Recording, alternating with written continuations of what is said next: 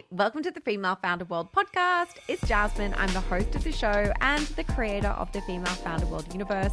Today is part 2 of our conversation with Lauren Chan, the founder of plus-size fashion brand Henning.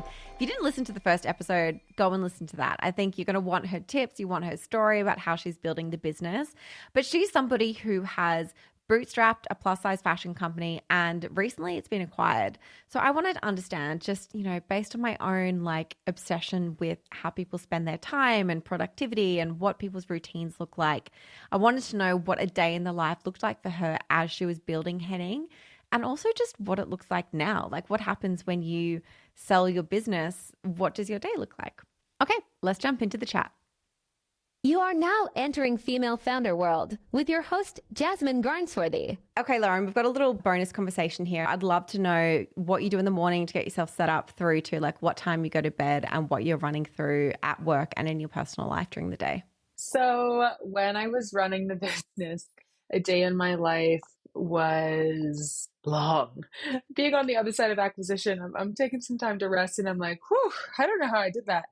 But I live in Brooklyn and I have a dog. So I would get up around 7 o'clock, take the dog to the park, hug a coffee, and try to get an outfit on that was semi-presentable so that if I had customers coming through the studio or meetings with vendors or wholesalers, I looked all right. That said, I did run a fashion business, so I did always have something more professional to change into at the office had I needed it.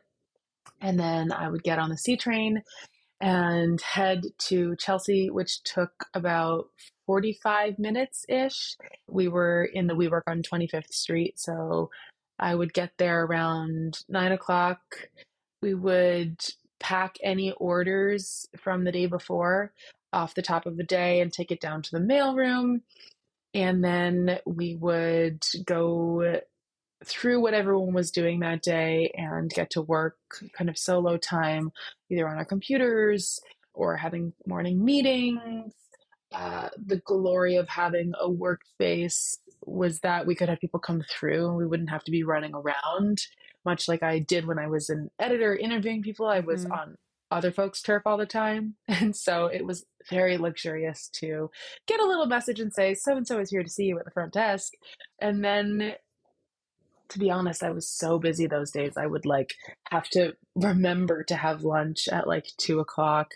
So we would go to Sweet Green or Bettino and get a salad or a sandwich.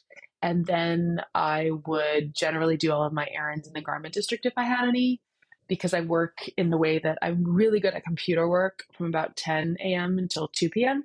Mm-hmm. And then I kind of have to be either up and about or having a conversation or tactically doing something. And then I can come back to the office and round out the day before I pack up my stuff from about 4 to 5.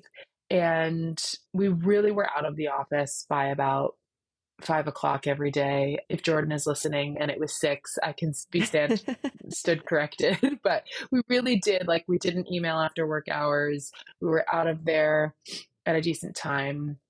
And then I was doing a lot of after work happy hour or dinner meetings for the purpose of a hard and fast conversation or simply networking, because that was so important while growing a business, and just getting FaceTime with old friends in the industry, new introductions, cold meet and greets. I would probably get home around 7:30 and wind down with a terrible reality show or a social media binge, and then go to bed and do it all again the next day. Yeah.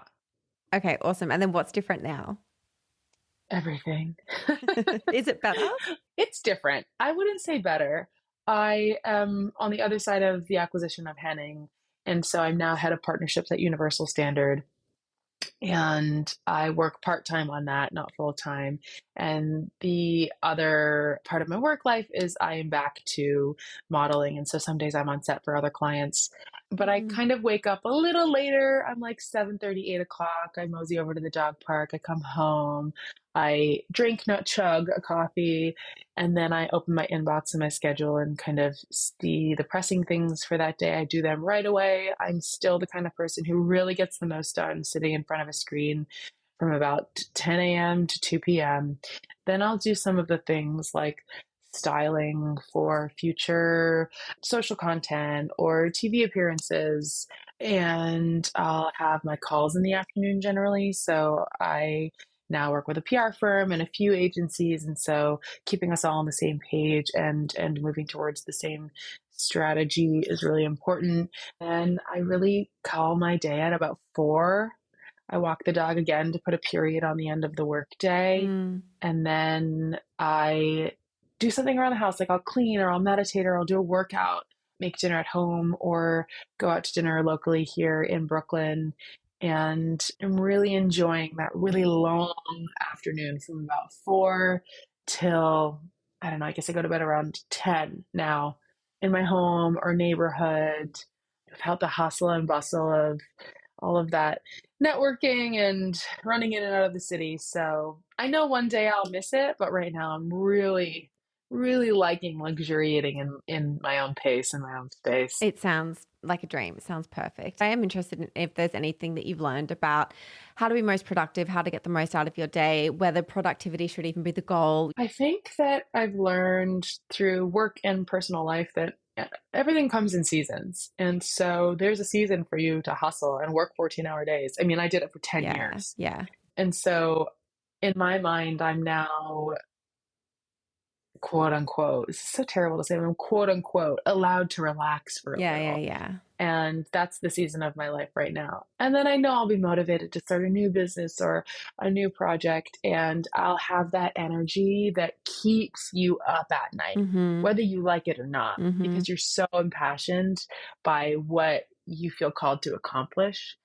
And so knowing that this ebb and flow is unavoidable lets me be present in the moment of rest and on fucking board when that moment of motivation comes back to me.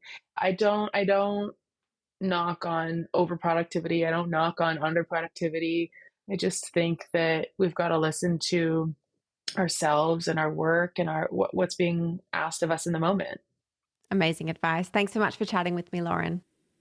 Thanks so much for having me. Quick shout out to all of our Business Bestie subscribers. If you are loving this show and you are building a consumer, CPG, or e-commerce business, or you're about to build one, this membership will give you access to the people, experiences, and the tools that you really need to build your dream business.